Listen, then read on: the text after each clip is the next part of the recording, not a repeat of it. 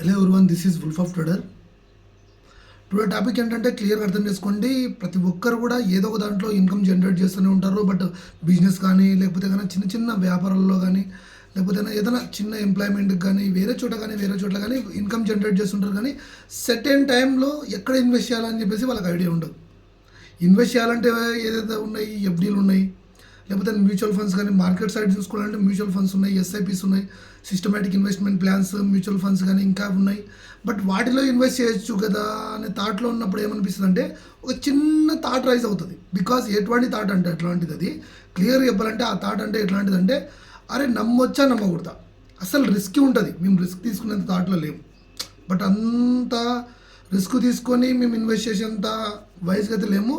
But ఏదైనా safest side ఏమైనా ఉందా అనే ఎవరైతే అనుకుంటుంటారో వాళ్ళకి దిస్ బెస్ట్ ఆపర్చునిటీ వచ్చింది. బట్ క్లియర్గా అర్థం చేసుకోండి, ఏదైనా అనౌన్స్మెంట్ కాదు, లాంచింగ్ కాదు, బట్ క్లియర్గా అర్థం చేసుకోండి. సెంట్రల్ గవర్నమెంట్ సైడ్ నుంచి సెంట్రల్ గవర్నమెంట్ ఏం చేసింది క్లియర్గా అర్థం చేసుకుంటే, సెంట్రల్ గవర్నమెంట్కి పోస్ట్ ఆఫీస్కి సంబంధించింది ఒక స్కీమ్ రిలీజ్ చేసింది.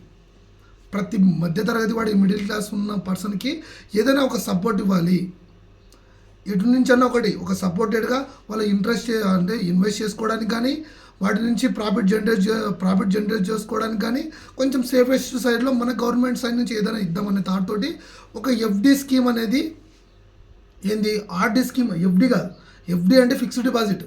అంటే ఫిక్స్డ్ డిపాజిట్కి ఆర్డీకి చాలా డిఫరెన్స్. రిక్వైరింగ్ డిపాజిట్ అంటారు, ఇది క్లియర్గా అర్థం చేసుకోండి. ఈ ఎఫ్డి అంటే ఎట్లుంటుంది, క్లియర్గా ఒక సెటెన్ టైం తర్వాత మనం ఇన్వెస్ట్ చేసి దానికంటే ఒక లాక్ పీరియడ్ ఉంటుంది. ఆ లాక్ పీరియడ్ తర్వాత విత్డ్రా చేసుకుంటే వాళ్ళైతే ఎంతైతే యాన్యువల్ రిపోర్ట్ ఏదైతే యాన్యువల్ సంబంధించి ఏదైతే వాళ్ళైతే ఇంట్రెస్ట్ రేట్స్ ఏ విధంగా డిసైడ్ చేసినారో ఆ ఇంట్రెస్ట్ రేట్స్ డిసైడ్ చేసుకొని మనం ఎఫ్డి సేమ్ అప్లై అయ్యి దాని వైజ్ వస్తుంది. కాకపోతే ఈ ఆర్డీ స్కీమ్లో ఏంటంటే క్లియర్గా అర్థం చేసుకోండి, ఆర్డీ స్కీమ్ అనేది వెరీ అడ్వాన్స్ స్కీమ్. ఇది ఇంతవరకు ఇటువంటి స్కీమ్ గవర్నమెంట్లో అయితే ఎక్కడైతే లాంచ్ కాలేదు. బట్ ఫస్ట్ టైం 2026లో ది బెస్ట్ స్కీమ్ ఇది.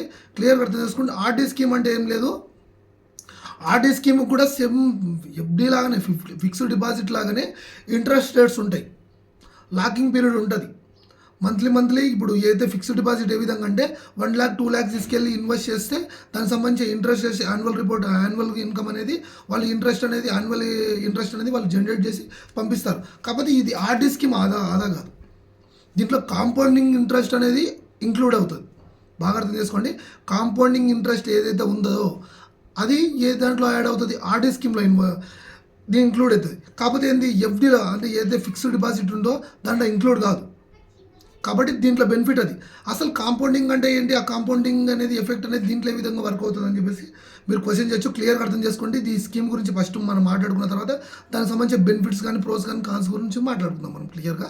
ఫస్ట్ ఆర్డీ స్కీమ్ అనేది ఎక్కడ దొరుకుతుంది, పోస్ట్ ఆఫీస్ ఏదైతే ఉందో ఆ పోస్ట్ ఆఫీస్లో అవైలబుల్ ఉన్న స్కీమ్నే ఆర్డీ స్కీమ్ అంటారు. ఫస్ట్ ఆఫ్ ఆల్ అది ఎంత లాకింగ్ పీరియడ్ ఏంటి, 5 years. అంటే ఏంటి, మనము ఆల్మోస్ట్ చూసుకుంటే 60 months అంతే కదా, 6×5 = 20 అంతే కదా, 5 years 12 లాగా 12 5 60, 60 months ఈ స్కీమ్ లాకింగ్ పీరియడ్ అయితే ఉంటుంది. కాకపోతే ఎవ్రీ మంత్ మనం పే చేయాల్సింది ఉంటుంది. బట్ ఇట్లా ఈఎంఐస్ లాగా మంత్లీ ఇన్స్టాల్మెంట్స్ ఏ విధంగా చేస్తున్నారో ఆ విధంగా చేయాల్సింది ఉంటుంది. ఇది ఒక బెనిఫిట్.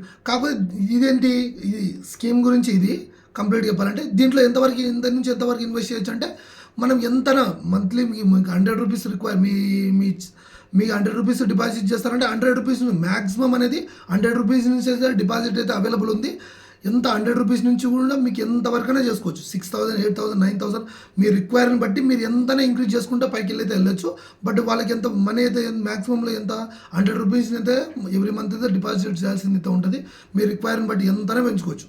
బట్ మీరు 100 rupees నుంచి స్టార్ట్ చేస్తారా, లేకపోతే 200 నుంచి స్టార్ట్ చేస్తారా, 5,000 నుంచి స్టార్ట్ చేస్తారా, అది మీ పైన డిపెండ్ అయి ఉంటుంది. కాబట్టి అట్లా స్టార్టింగ్ అయితే ఉంటుంది.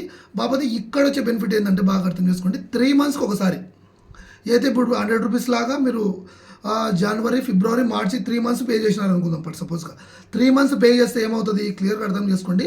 3 months పే చేస్తే ఏమవుతుంది, ఇప్పుడు వీళ్ళు ఇచ్చే ఇంట్రెస్ట్ రేట్స్ ఏ విధంగా ఇస్తారు 6.7% అని చెప్పేసి వీళ్ళైతే ఆర్డీ అకౌంట్ ఏదైతే ఆర్డీకి సంబంధించిన డిపాజిట్ ఏదైతే ఉందో ఆ స్కీమ్ సంబంధించి 6.7% అయితే వీళ్ళైతే ఇవ్వడం అయితే జరిగింది. క్లియర్గా చెప్పాలంటే సేమ్ ఫిక్స్డ్ డిపాజిట్ లాగానే. కాకపోతే దీనికి వచ్చే బెనిఫిట్స్ ఎట్లా ఏ విధంగా వస్తాయి చెప్పండి. ఇప్పుడు జనవరి, ఫిబ్రవరి, మార్చి పే చేసినారు అంటే 300 అయింది. ఇప్పుడు ఎట్లా ఇంట్రెస్ట్ రేట్స్ ఏ విధంగా డిసైడ్ చేస్తారు వీళ్ళు 6.7% కదా. 6.7% అంటే ఎవ్రీ మంత్ ఇంటూ 12 మంత్స్ అని చెప్పేసి మనం లెక్కేసుకోవాలి కదా. 6.7% అంటే ఇప్పుడు మనం ఇయర్లీ ఏదైతే డిపాజిట్ చేస్తున్నామో దానిపైన 6.7% కదా. కాకపోతే ఇక్కడ ఏ విధంగా జరుగుతుంది అంటే ఇప్పుడు ఏది ఆర్డీ అకౌంట్లో ఏ విధంగా జరుగుతుందంటే ఇప్పుడు 3 మంత్స్ వరకు మీరు పే చేసినారు అంటే 100 రూపీస్ లాగా.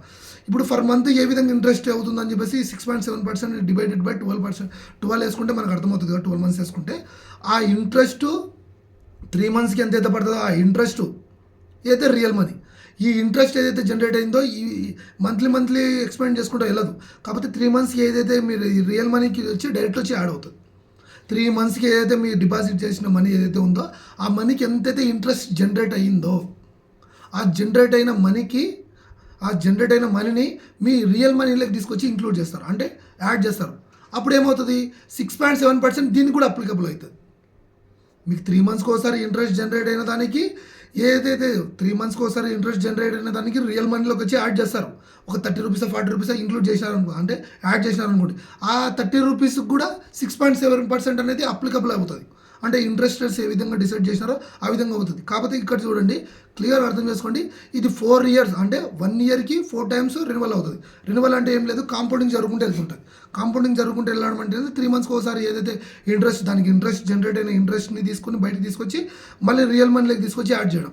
మళ్ళీ ఇంట్రెస్ట్ 3 మంత్స్కి ఒకసారి మళ్ళీ ఇంట్రెస్ట్ ఏదైతే జనరేట్ అయిందో అది తీసుకురావడం, మళ్ళీ దీనిలో తీసుకొచ్చి యాడ్ చేయడం. అట్లా చేయడం వల్ల ఏమవుతుందంటే కాంపౌండింగ్ బిల్డ్ అవుతుంది. కాంపౌండింగ్ బిల్డ్ ఏమైందంటే ఇట్స్ హ్యావ్ టు అంటే ఇంప్రూవ్ అవుతుంది అనమాట. 1 రూపీకి ఇప్పుడు 1 రూపీస్ వచ్చి ఇప్పుడు 1 రూపీకి ఒక పైస వచ్చి యాడ్ అయినా కూడా దానికి ఇంట్రెస్ట్ జనరేట్ అవుతుంది. అట్లా ఏంటి 6.7% ఏదైతే ఉందో ఆ విధంగా జనరేట్ అవ్వకుండా వెళ్తుంది. కాబట్టి దీంట్లో కాంపౌండింగ్ బెనిఫిట్ ఉంది కాబట్టి 6.7% అప్లికబుల్ అవుతుంది.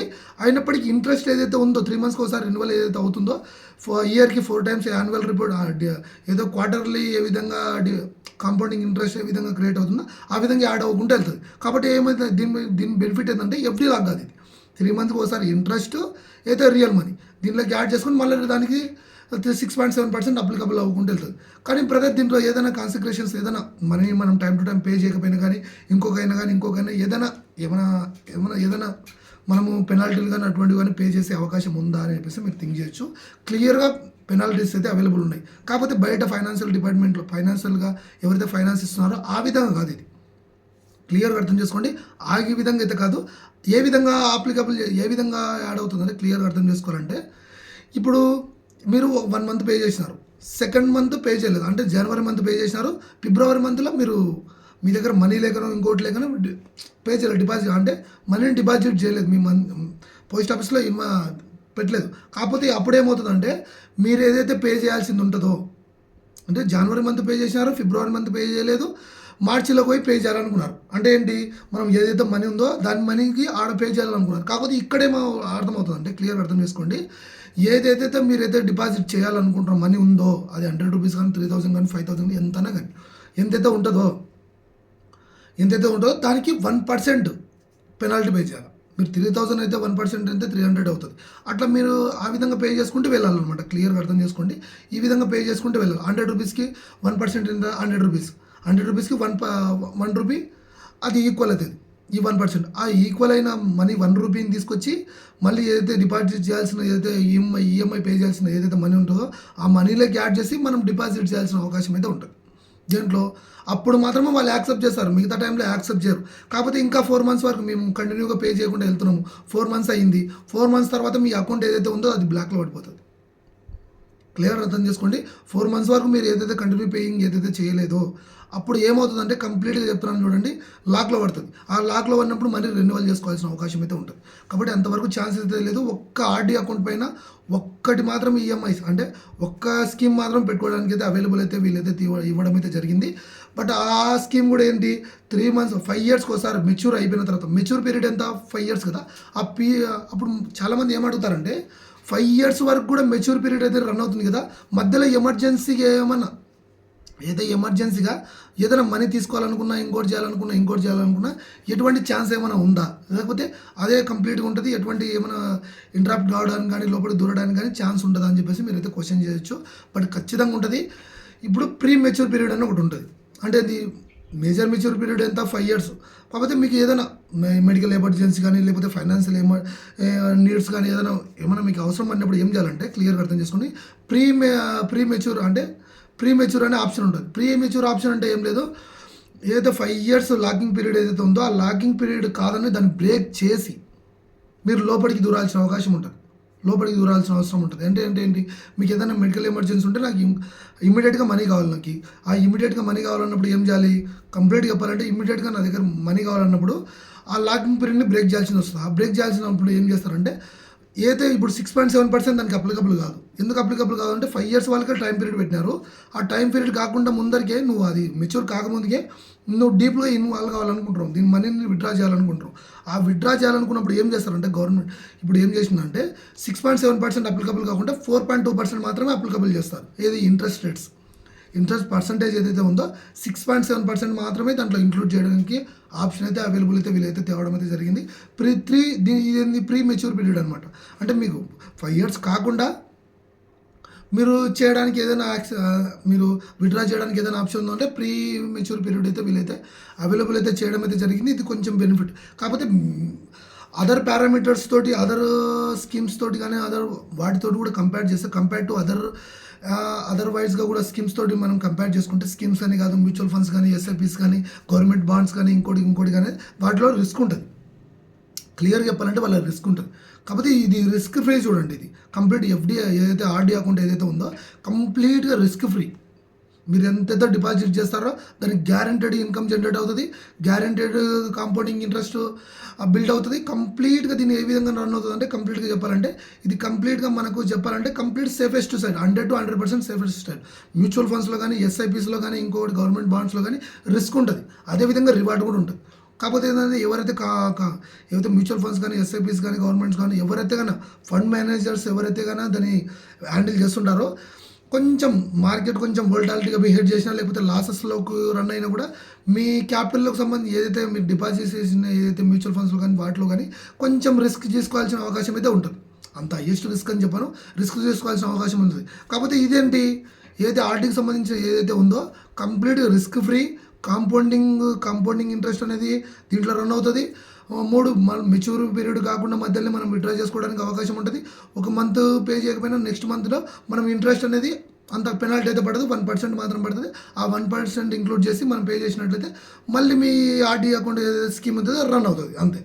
ఇది బెస్ట్ స్కీమ్ అని చెప్పేసి నేనైతే అనుకుంటున్నాను. నేను పర్సనల్ నా సజెషన్ ఏంటంటే నేను ప్రతి ఒక్కదాన్ని నేను రీసెర్చ్ చేస్తాను. అది కొంచెం వర్తబుల్గా అనిపిస్తే మాత్రమే నేను పీపుల్స్కి అయితే సేవ్ చేయడానికి అయితే నేను ఇంట్రెస్ట్ చూపిస్తాను తప్ప నాకైతే ఇంట్రెస్ట్ లేనప్పుడు మాత్రం నేను ఇటువంటి చూపెట్టను. బట్ ఏంటంటే సెంట్రల్ గవర్నమెంట్కి సంబంధించి బెస్ట్ ఇది, పోస్ట్ ఆఫీస్కి సంబంధించి ప్రతి ఒక్కరు కూడా అప్లై చేసుకోండి. వాటికి సంబంధించి